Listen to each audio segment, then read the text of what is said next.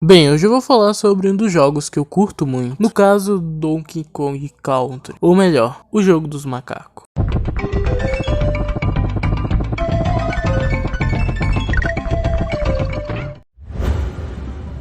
Bem, esse é um daqueles jogos que mesmo se você joga uma vez na vida, você nunca mais esquece. Vindo lá do Super Nintendo, esse jogo conseguiu marcar no mínimo as 3 gerações. E isso aconteceu justamente pela questão da pirataria, que lá na geração do PS2 estava exatamente no seu maior auge. A gente tinha no mínimo umas 3 versões de emuladores de Super Nintendo lá no PS2. Ok, mas ignorando tudo que eu falei, olha essa musiquinha.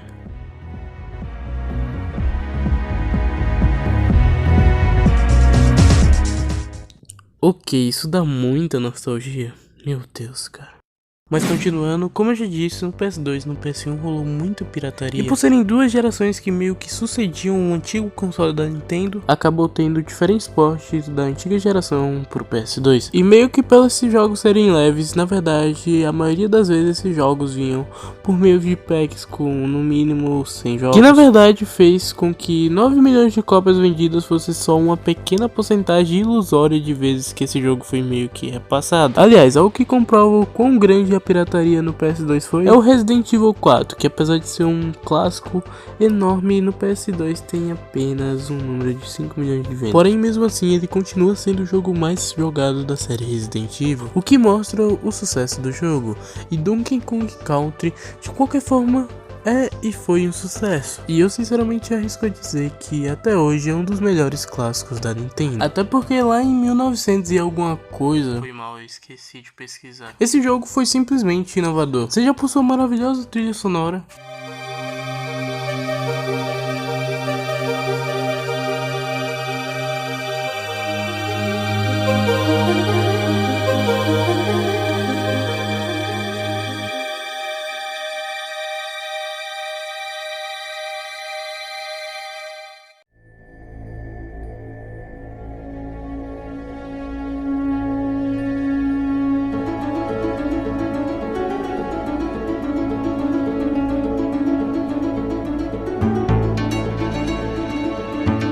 ou por sua gameplay, que apesar de seguir aquele padrão que era normal em jogos 2D da Nintendo, conseguia driblar muito bem esse fato. No jogo a gente tinha dois principais colecionáveis, o DK e as letras. E o melhor disso é que eles são colecionáveis que te dão vida, o que na verdade era o normal da época. Você ficava prestando atenção para pegar as coisas das fases, e com isso eles acabam meio que te recompensando por isso. Fora isso, ainda tem os colecionáveis animais, que te davam algum animal que você ia usar e ter alguma habilidade especial. E falando sobre as fases do game, lá a gente tem várias variações, como o mundo na neve, outro na savana, outro no mar. Mas se tem umas que eu odiava, eram as de ritmo. Você tinha que literalmente acertar o momento exato de pular com o carrinho, e se você não acertava, você literalmente morria e tinha que voltar tudo de novo. Isso tudo se você não tivesse tacado o controle no chão depois de morrer 500 vezes. Mas essa grande variação na gameplay realmente me encanta muito. Horas você tá andando de rinoceronte, outra hora você tá voando com um papagaio muito foda. E as fases do mar, na minha opinião, juntamente com as do carrinho, são as mais difíceis.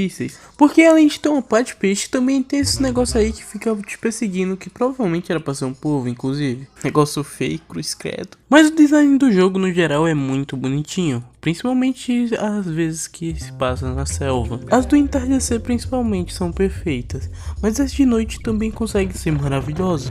Oitados. E esquecendo, esse jogo chega a ter várias sequências, apesar que hoje em dia eu considero que a Nintendo meio que matou esse jogo. Tivemos várias falhas gigantescas da Nintendo, como Donkey Kong 64, ou até como Donkey Kong Tropical Freeze, que tenta copiar os primeiros títulos, trazendo poucas inovações na gameplay, mesmo sendo um jogo que saiu para Nintendo Switch em 2018, um console que tem várias possibilidades de inovação. E na verdade hoje essa franquia carece de um bom título. Um último exemplo a ser seguido é o próprio Mario Odyssey, que sim, diferentemente de Donkey Kong, teve um crescimento durante os títulos. E o Mario 64 acabou dando certo, o que não aconteceu com a franquia de Donkey Kong, que sim, diferentemente de Donkey Kong, deu certo lá no Nintendo 64 e teve uma certa evolução evolução durante os games, o que é bem triste se a gente olha o potencial que esses jogos e personagens tinham, até para talvez virarem mascote da falecida Rare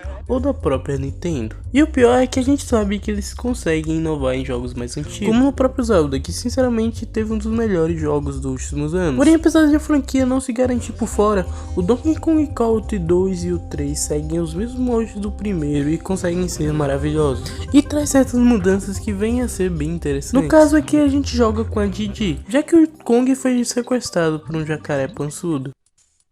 E no 3 a gente joga com o bebê Kong, que é filho do Kong lá do primeiro. O que é bem legal, porque se a gente pega o Kong lá do Nintendinho, a gente vê que basicamente é a franquia passada de pai para filho. Mas infelizmente, como eu já expliquei, a partir daqui meio que a franquia morreu. Até porque apesar de ser bem divertido, as histórias do jogo são bem parecidas. E na verdade chega a ficar meio que bem repetitivo. E sinceramente, apesar de eu gostar mais do primeiro, esses jogos também são incríveis. Inclusive o Ícaro tá fazendo uma série de Donkey Kong 3 e provavelmente você vai gostar. Depois de tanto tempo e várias pessoas pediram, eu não sabia mesmo que tinha gente que gostava muito desse jogo. Quer dizer, tipo, deve ser besteira minha, mas eu achava que não tinha, tá ligado? Mas assim, cá estou eu, trazendo mais gameplays, né, de Donkey Kong Country 3. E é isso aí, mano, bora continuar. Então eu vou deixar o link nos comentários. E se você gostar, diz que lá veio pelo PEX. Ai, eu sempre quis fazer isso. YouTube Pradãozinho. Mas bem, cara, eu espero que eu incentive vocês a talvez experienciar a beleza que esses jogos são. E cara, se você não jogou esse jogo ainda, eu indico vocês a baixarem o emulador e darem uma jogadinha, porque Donkey Kong com certeza é incrível.